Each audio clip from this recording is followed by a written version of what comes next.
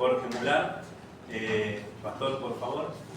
Él está en la iglesia de Bellavista, está ahí junto con nuestro misionero Leonel Escobar, así que bueno, es un privilegio, pastor, que esté con nosotros, alguien a quien aprecio mucho, estimo mucho.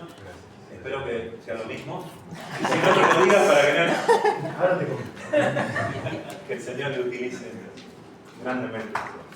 Muchas gracias.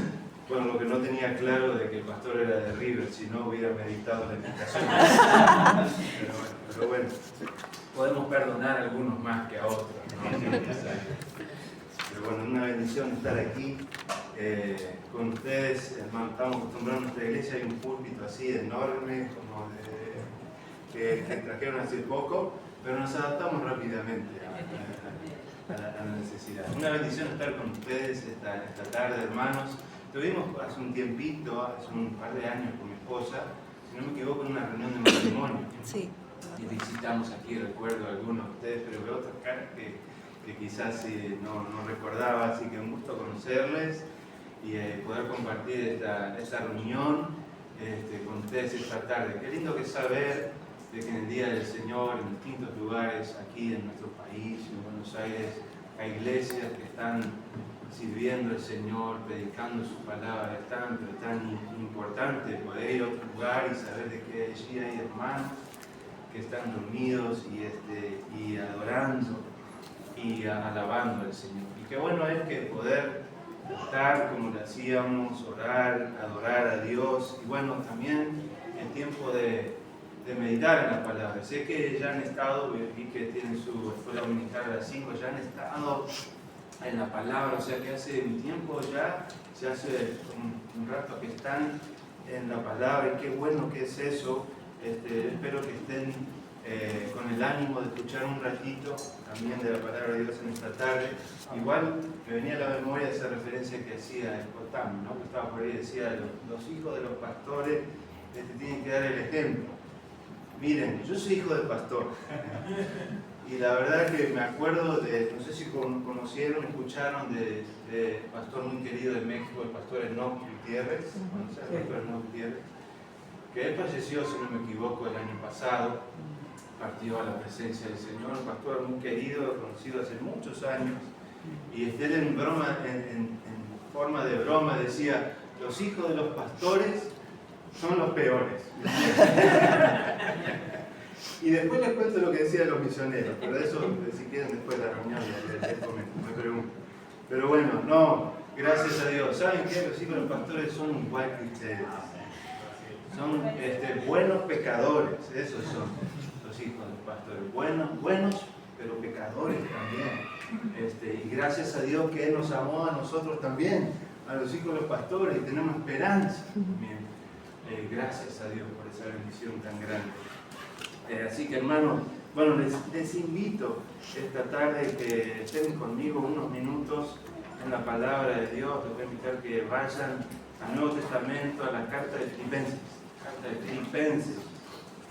Y sin duda rápidamente van a reconocer el pasaje, porque va a involucrar un versículo que es altamente conocido en lo que podríamos decir quizás la cristiandad o los creyentes, aunque muchas veces, creo yo, algunos no necesariamente lo utilizan correctamente. Pero bueno, vamos a pedirle ayuda al Señor esta tarde, que nos ayude a estar meditando en estos versículos y que hable nuestro corazón como lo hacía el mío, meditando en esta porción. El libro de la carta de Filipenses, capítulo 4, vamos a leer versículos 10 hasta el versículo 13. Y si están conmigo, luego les voy a pedir que me acompañen leyendo al inicio, si pueden, dos versículos, los últimos dos, el 12 y el 13. Pero leo 10 y 11, que dice así, Filipenses 4, 10 al 13.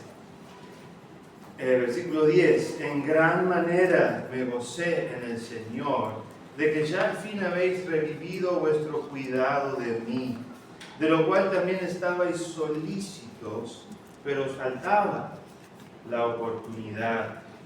No lo digo porque tenga escasez, pues he aprendido a contentarme, cualquiera que sea mi situación.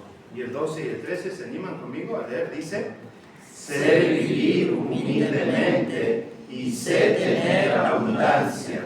En todo y por todo estoy enseñado, así para estar saciado como para tener hambre, así para tener abundancia como para padecer necesidad. Todo lo puedo en Cristo que me fortalece. Amén.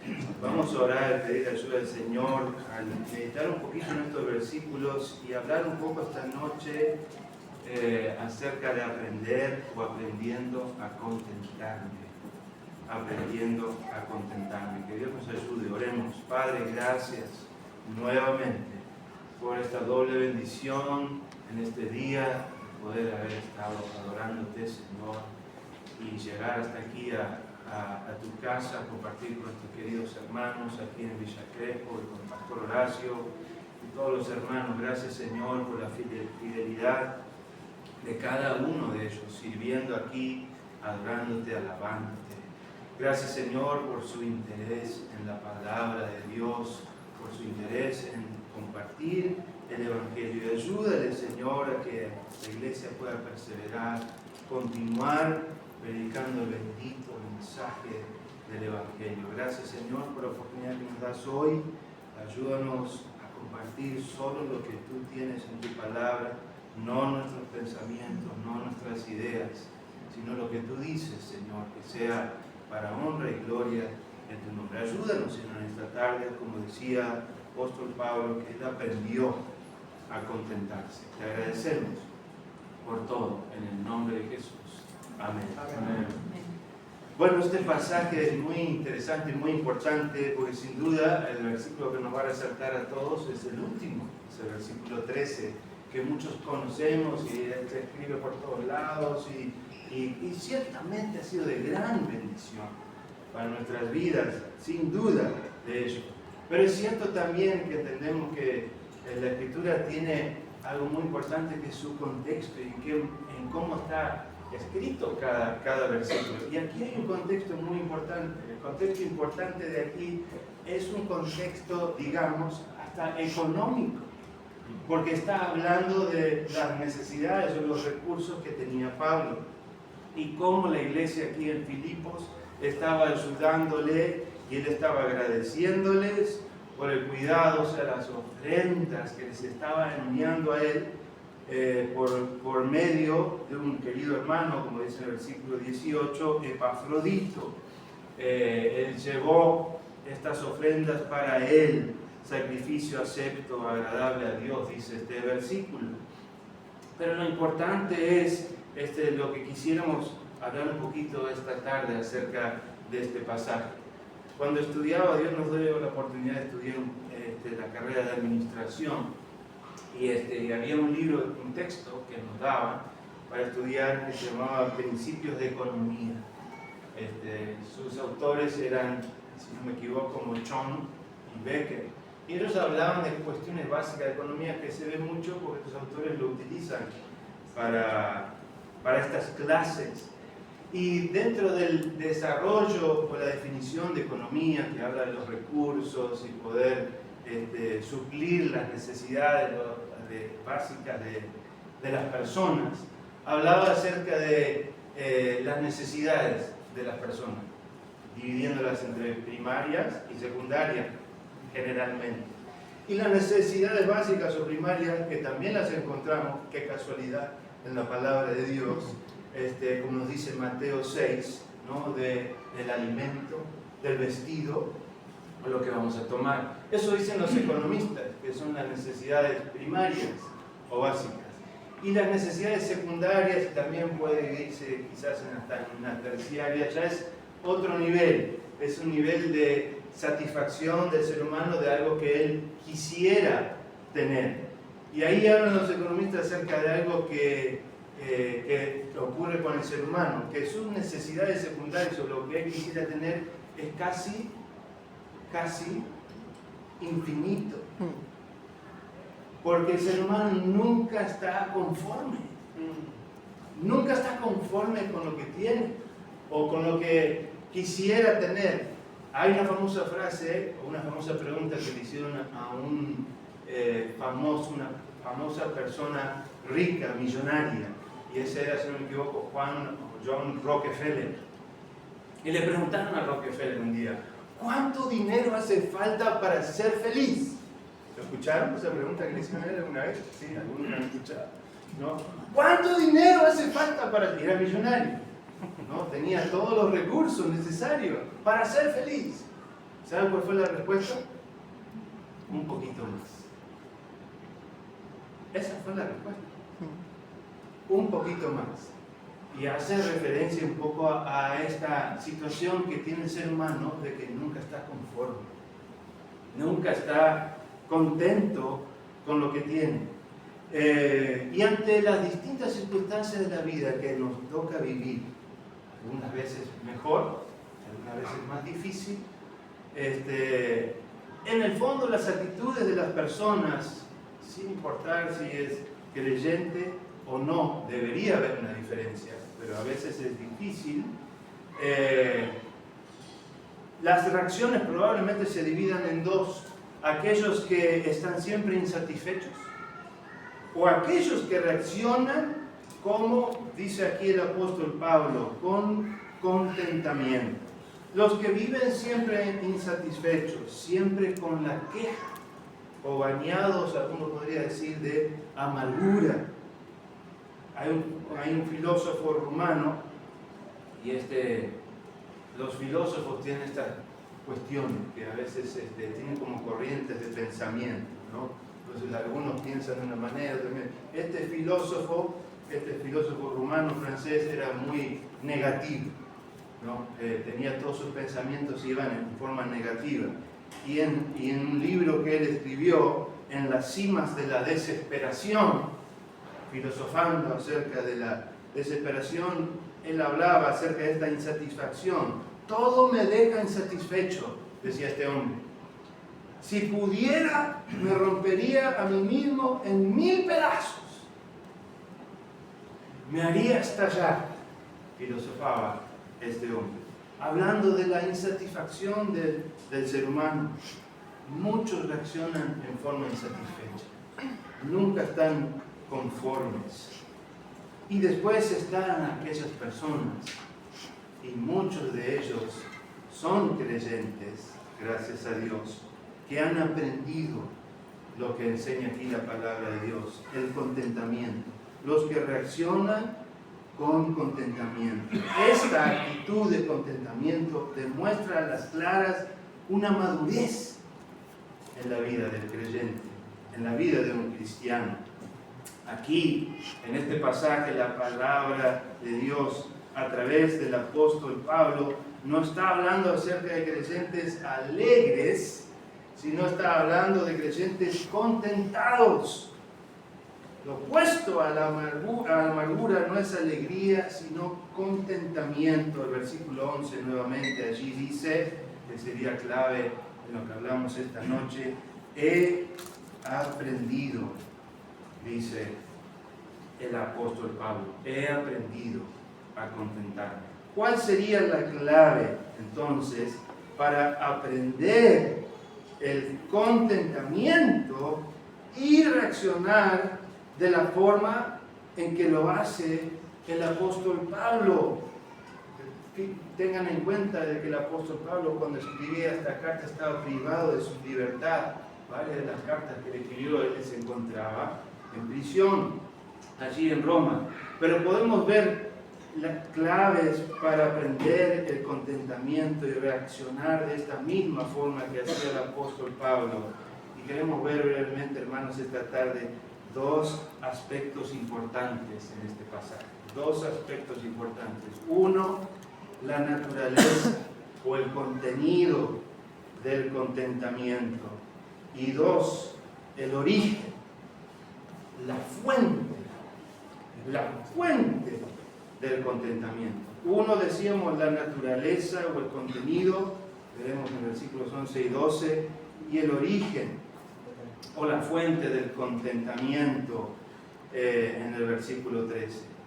Bien, entonces en primer lugar la naturaleza del contentamiento, aceptar cualquier situación y aprender a adaptarme.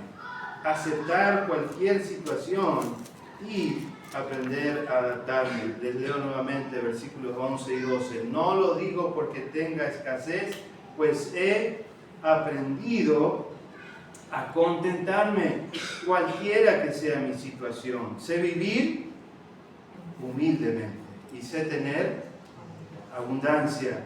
En todo y por todo estoy enseñado, así para estar saciado como para tener hambre, así para tener abundancia como para padecer necesidad. La naturaleza del contentamiento. Esta palabra contentamiento es un concepto de autonomía o suficiencia. Viene una palabra originaria, autarquía, y es básicamente habla acerca de no depender de o estar por encima de las circunstancias. Eso es lo que estaba explicando el apóstol, que él sabía cómo manejarse en cualquier situación, no dependía de las circunstancias. Su vida no dependía de lo que estaba ocurriendo específicamente, estaba por encima de las circunstancias, no estaba ligado a los problemas. Hay un médico suizo conocido en Europa que se llamaba Paul Tournier, conocedor de las escrituras de pequeño. Era un médico que se dedicaba al aspecto físico de las personas, pero él introdujo fuertemente en la atención de sus pacientes no solo el aspecto físico y el aspecto mental, sino también el espiritual. ¿Por qué? Porque una de las cosas que mencionaba en sus frases era: lo que nos hace felices o tristes no son las circunstancias, sino nuestra actitud ante ellas. Por ejemplo, estoy contento cuando cobro mi salario o mi ingreso, ¿no? Estoy contento. Pero pasada una semana estoy triste porque pagué las cuentas, las necesidades, y de repente ya no me alcanza y ya se me fue la alegría, ¿no? Ese es el ejemplo que decía, acá hace referencia este médico, que la felicidad o la tristeza no está basada en las circunstancias. El contentamiento bíblico del cual está hablando aquí el apóstol Pablo, esta suficiencia, no depender de, estar por encima de las circunstancias, no estar ligado a los problemas. El contentamiento bíblico no es autosuficiencia individual. El contentamiento bíblico no es como quieren presentar algunas otras religiones, como por ejemplo el budismo, un estado superior, un estado supremo, por encima de todo, del bien y del mal. El contentamiento bíblico no es desconectarse, o decir, bueno, me desconecto de todo, nada me afecta, ¿no? Algunos lo tratan de llevar a la meditación, a esto. ¿Cómo hago para que no me afecten las circunstancias? Y bueno, hay que meditar y tratar de desconectarse de lo que uno está pasando. Son cosas reales que vemos a nuestro alrededor. Tampoco el contentamiento bíblico es resignación o fatalismo, ¿no? Esas frases que escuchamos muchas veces. Y bueno, ¿qué le vamos a hacer? ¿No? ¿Qué le vamos a hacer? Uno se resigna. O fatal. Y otra frase: no hay otro remedio. ¿No? De eso no se trata el contentamiento bíblico. El contentamiento bíblico se acerca a lo que el apóstol Pablo está diciendo aquí en la palabra de Dios, el concepto de aceptación. De aceptación, de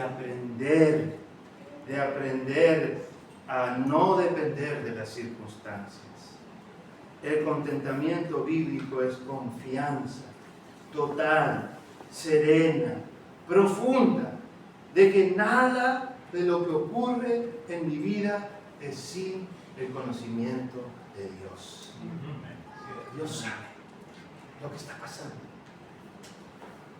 Piensen en Job. ¿Recuerdan a Job? Esta semana terminé de leer Job. Y uno piensa que ha leído la Escritura una u otra vez o varias veces, y cada vez que uno lee la palabra de Dios, ese es el poder de la palabra de Dios. Tiene tantas cosas para enseñarnos una y otra vez, y nunca llega a enseñarnos todo porque es por nuestra incapacidad de comprender todo. Dios lo va usando su palabra para ministrar cada vez nuestra necesidad. ¿Recuerdan de Job? Todo lo que vivió Job, cómo el Señor le decía a Satanás: ¿no has visto a mi siervo Job? Que no hay ninguno como él. Dios estaba en conocimiento de lo que estaba pasando. Dios permitió lo que le pasó a Job. No hay nada lo que pasa en nuestra vida sin que Dios lo sepa. Él lo sabe. De eso es el contentamiento, saber de que Dios profundamente sabe todo en nuestra vida. Dios ve. Dios ve todo. Nosotros muchas veces tenemos nuestra vista muy corta. Vemos solamente lo que está delante nuestro. Si pudiéramos, a través del Señor Jesucristo, ampliar nuestra visión, ver como decía el Señor, ¿no? El Señor decía: mirad los campos. Esa era la necesidad del Evangelio. Sin embargo, a veces nuestra visión está concentrada en lo que me está pasando, en lo que me está ocurriendo, en lo que me falta, en lo que necesito, y no vemos lo que Dios ve. Y Dios ve a un mundo perdido, a un mundo sin Cristo, a almas que se están perdiendo sin conocer al Salvador. El contentamiento bíblico, esta naturaleza, el contenido, es ese concepto de aceptación, de confianza total, profunda. Nada ocurre en mi vida sin el conocimiento de Dios. El contentamiento bíblico libra la amargura, libra el resentimiento, libra la sensación de injusticia. El contentamiento bíblico implica que Dios puede actuar en cualquier situación y transformarla en un bien para su gloria y una bendición incluso para nuestra propia vida. El contentamiento bíblico es inseparable de la confianza en un Dios personal. En un Dios personal que dirige cada paso de mi vida con un sentido y propósito. Muchas veces nosotros tenemos planes. ¿Tú tienes planes? ¿Piensas en algo? Tengo planes. Y Dios tiene propósitos para nosotros. Tiene un sentido. El contentamiento va de la mano, confiando que ese Dios que es personal, una relación personal conmigo, Él dirige cada paso de mi vida y tiene un propósito para ti. Tiene un propósito para mí. ¿Recuerdan a José en el Antiguo Testamento? La vida de José. Tan importante es la vida de José, que también estoy leyendo Génesis, pero todavía no llegué hasta ahí. Pero Génesis comienza desde Génesis 1.1, la creación y todo lo demás. Llega hasta el capítulo 36, 37, si no me equivoco, y allí comienza una historia, porque eso es lo que dice la Biblia. En Génesis 37 dice: esta es la historia de la familia. ¿De quién era el padre de José? Jacob. Esta es la historia de la familia de Jacob. Y ahí empieza en Génesis 37. ¿Y saben dónde termina la historia de José? Cuando termina Génesis. Desde el 37 hasta el final. Todos esos capítulos son de la vida de José. Y José, al final, porque recuerdo bien ese pasaje, pero no quiero faltar a las palabras. Pero recuerdan que al final, después de que todo lo que había pasado y cómo lo habían tratado sus hermanos, ya estando en Egipto, fallece su padre Jacob. Y los hermanos de José, ¿recuerdan qué pasó? Tuvieron miedo. Que ahora José, ahora que murió nuestro padre, José nos va a aniquilar, se va a vengar de nosotros. Entonces se acercaron a José temerosos y diciéndole que su padre había dicho, de que bueno, que perdones ahora la maldad de tus hermanos en Génesis 50. Pero fíjense lo que responde José en el versículo 20 o versículo 19 también. Y les respondió José: no temáis, ¿acaso estoy yo en lugar de Dios? Miren que José era importante, era importante, tenía poder humano, poder terrenal. Era el segundo en el reino de Egipto y era el único que tenía potestad sobre los alimentos, porque estaban toda la región con hambruna por los 7 años de hambre. O sea que él tenía mucho poder. Él, con decir unas palabras, todo se movía.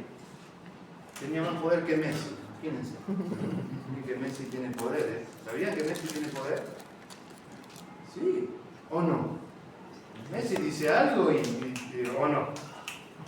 No sé qué leí el otro día, pero no es un buen ejemplo, ¿no? Pero algo decía que tomaba, no sé qué tomaba, o vino, con no sé qué, con y todo el mundo, ahora Messi dijo algo, claro, todo se hace como dice Messi. ¿No? La influencia. José tenía mucho poder, pero él, ¿qué dice? ¿Acaso estoy yo en lugar de Dios? Versículo 20. Vosotros pensasteis mal contra mí, mas Dios me encaminó a bien. ¿Amén? Amén. Para hacer lo que vemos hoy, para mantener en vida a mucho pueblo. Miren que lo que José sufrió, no creo que alguno de nosotros vaya a sufrir ni una pequeña parte en toda nuestra vida. Desde el desprecio, maltrato, querer ser asesinado por sus hermanos, ser vendido, esclavo en Egipto, acusado falsamente de un desastre con la esposa de Potifar, encarcelado por años. Sin embargo, y la mayoría de esas cosas José no tiene ni siquiera culpa de ninguna.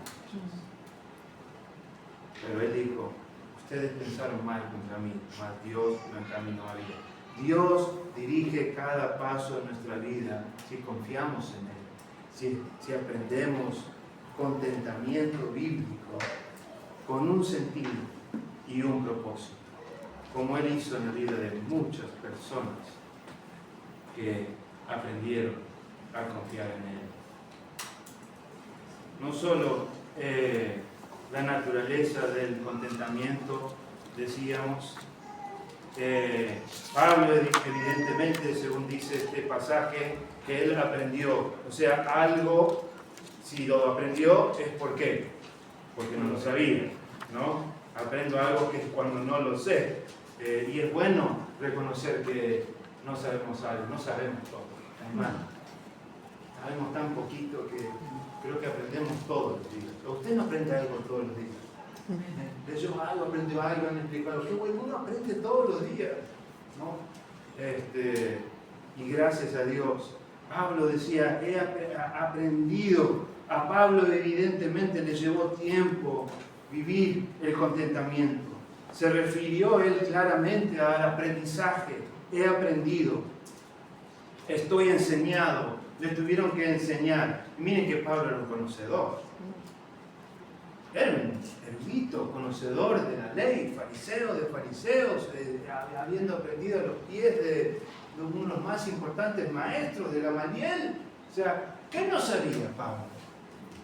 Dicen que Pablo era un políglota, o sea, él hablaba mínimamente 5 idiomas, mínimamente, quizás más.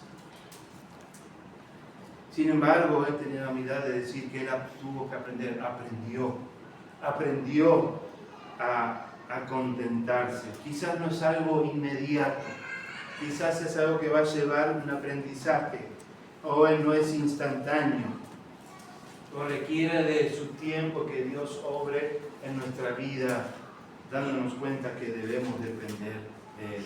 Y ahí viene la segunda parte, que es no solo la naturaleza del contentamiento, sino su origen. Su origen, o la fuente del contentamiento. 2 puntos hoy. Todo lo contrario que nos enseñan cuando hay que armar un mensaje, tiene que tener 3 puntos y lo que fuera. ¿Saben qué descubrí? De que no importa si le pones 1 o 2, porque saben que los pastores después le ponen abajo otro y otro y otro, y tienen como 25 puntos en el mensaje. ¿Sabían eso? O sea que si dicen 1, 2, 3, o lo que fuera, depende, todo depende, ¿no, pastor?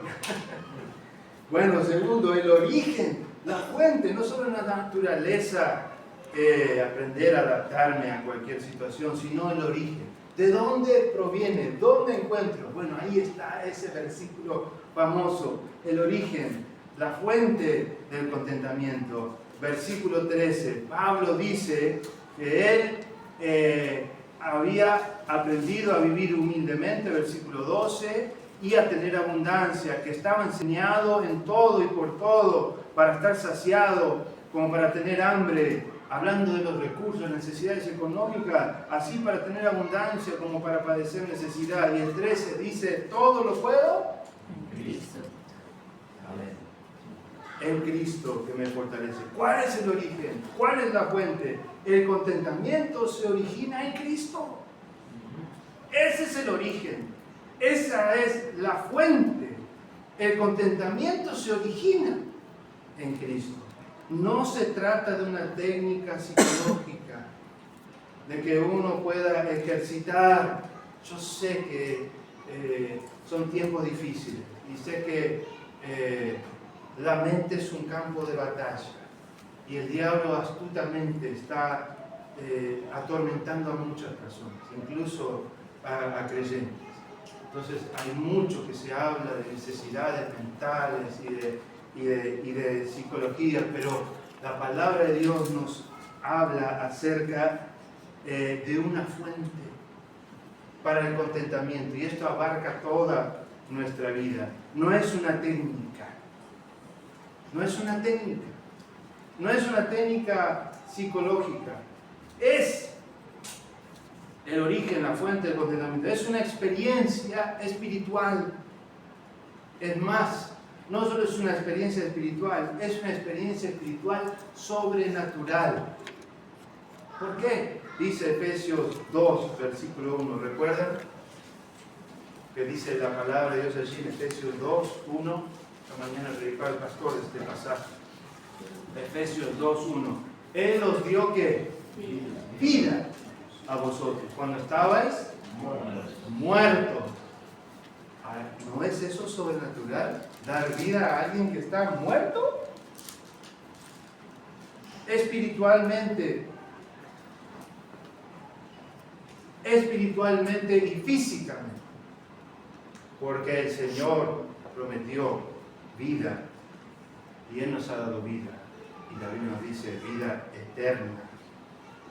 Es una experiencia espiritual sobrenatural. No hay, porque aquí dice, versículo 13, todo lo puedo en Cristo. O sea, no hay verdadero contentamiento sin Cristo. Sin Cristo no hay contentamiento. El contentamiento incluye, es más, es el origen, es la fuente del contentamiento, es Cristo. El contentamiento es una situación existencial, o sea, se utiliza la preposición en, dice todo lo puedo en, no dice todo lo puedo por Cristo, no dice todo lo puedo con Cristo, ¿cierto? Sino que dice todo lo puedo en Cristo. Una vez vi a un pastor ejemplificar, lo voy a copiar, que él decía, ejemplificar lo que es estar en Cristo, ¿no? Supongamos que esta Biblia, y es la realidad también, la palabra de Dios es Cristo, Él es el verbo, Él es la palabra, esto es Cristo, y estos somos nosotros. Le voy a hacer una foto de mi nieto y yo, pero bueno, estos somos nosotros, y estos somos nosotros, esto es Cristo, estar en Cristo. No. Estamos en Cristo. Todo lo puedo en Cristo. No por Cristo o con Cristo. En Cristo. Es una experiencia, no es una experiencia esporádica, sino una relación permanente. Estamos en Cristo cuando recibimos a Cristo como nuestro Salvador personal, dentro de tantas cosas que nos dice la palabra de Dios, como Romanos 5 nos dice que el amor de Dios ha sido derramado en nuestros corazones por su Espíritu que nos ha dado. Entonces, no solo experimentamos la salvación, el perdón de pecados, sino que el Espíritu de Dios viene a morar en nuestra vida, nos da de su amor, y en Cristo, estando Él en nosotros, estando nosotros en Cristo, esta experiencia es una relación permanente. Y estar en Cristo es imprescindible para el contentamiento. Estar en Cristo es imprescindible para el contentamiento. ¿Por qué? Porque significa que Él es suficiente. Que Él es suficiente. No lo que me rodea, no lo que tengo, no si tengo escasez, no si tengo abundancia, sino que Él, Cristo, es suficiente. ¿Recuerdan el Evangelio de Juan capítulo 15? Juan capítulo 15, como el Señor hablaba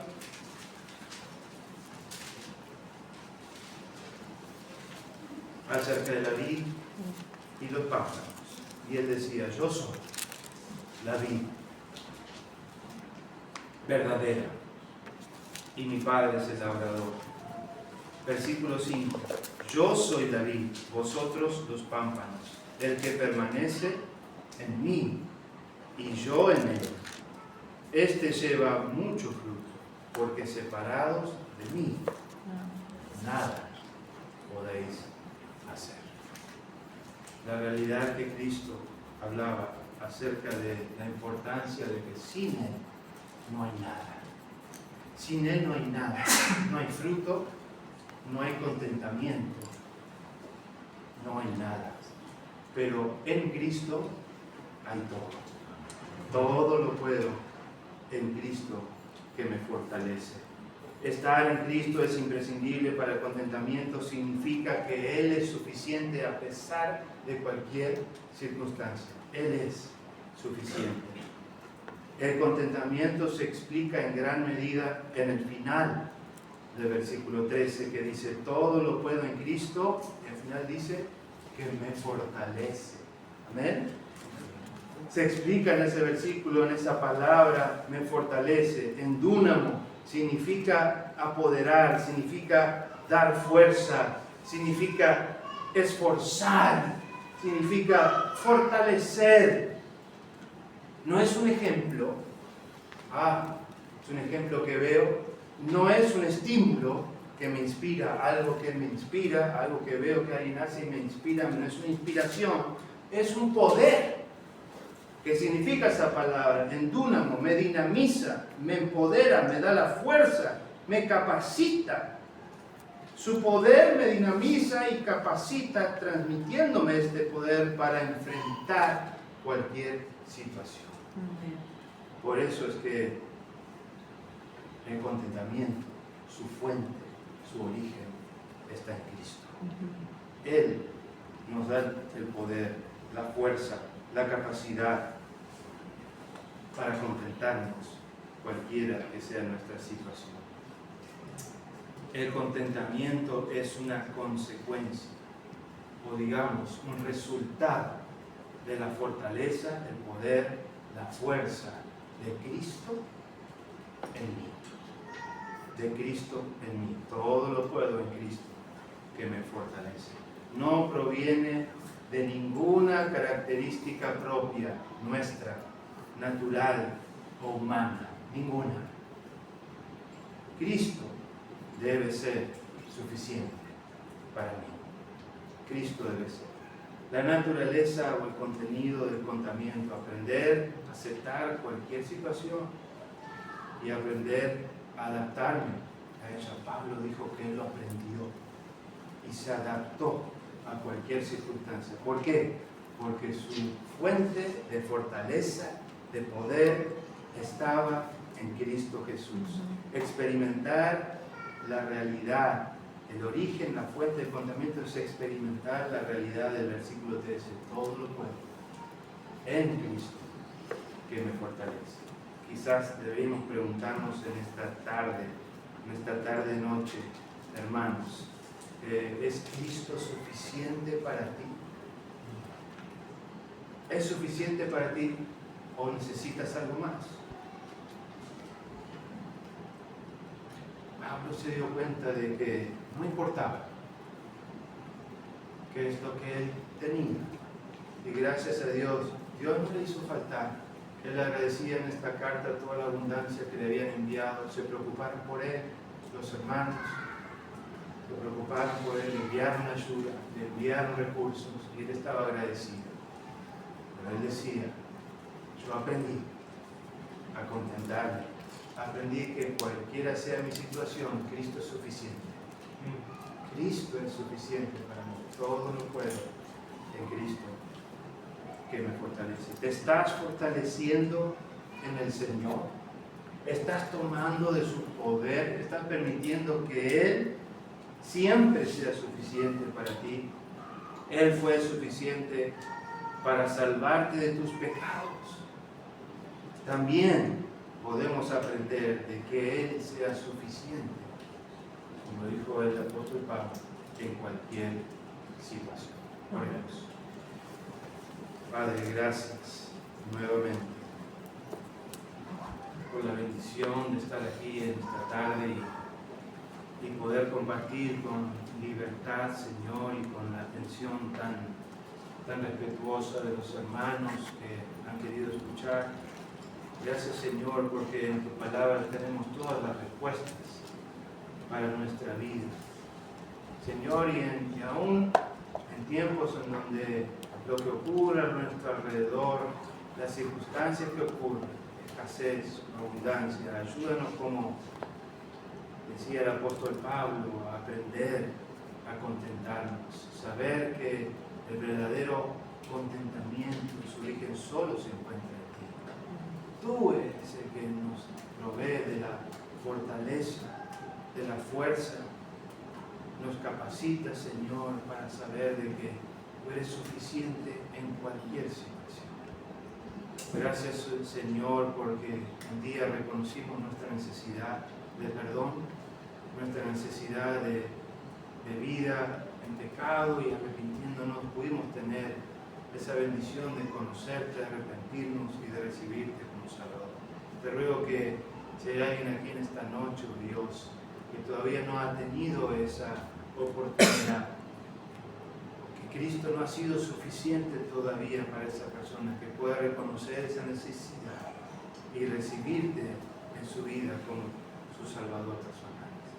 Padre, te ruego por cada creyente, cada hermano o hermana aquí en esta noche, ayúdanos, Señor, a, como decía el apóstol Pablo, a aprender a contentarnos, saber de que tú eres la fuente del contentamiento, que en ti, Señor, podemos aprender a adaptarnos a cualquier situación. Gracias, Señor, porque tú eres fiel. Perdónanos porque nosotros muchas veces erramos, fallamos, aún en nuestros pensamientos. Ayúdanos, Señor, a que llevemos cautivo cada pensamiento a la obediencia a Cristo. Te amamos, Señor, te damos gracias porque has sido tan bueno con nosotros. Bendice a cada uno aquí esta noche. Te lo pido y te lo agradezco. En el nombre de Jesús. Amén. Amén. Gracias, hermano.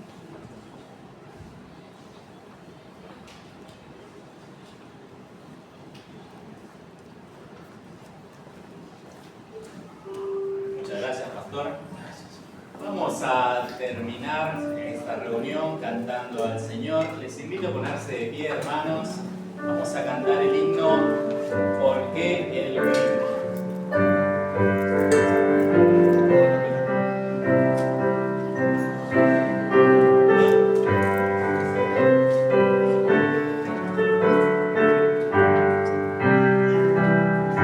Dios no se